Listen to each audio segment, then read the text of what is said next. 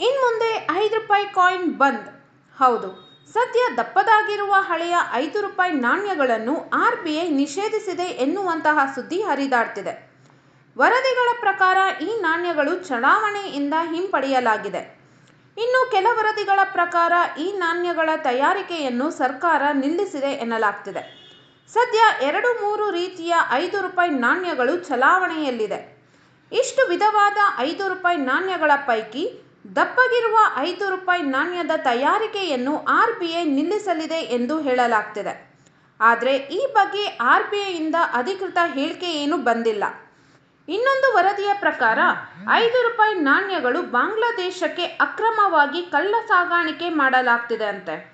ಅಲ್ಲಿ ಇದರಿಂದ ರೇಸರ್ ಬ್ಲೇಡ್ಗಳನ್ನು ತಯಾರಿಸಿ ಮಾರುತ್ತಿದ್ದಾರಂತೆ.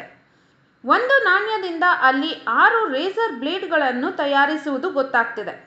ಹಾಗಾಗಿ ಈ ನಾಣ್ಯಗಳನ್ನು RBI ನಿಷೇಧಿಸಲು ಮುಂದಾಗಿದೆ ಎನ್ನುವ ಸುದ್ದಿ ಬಂದಿದೆ.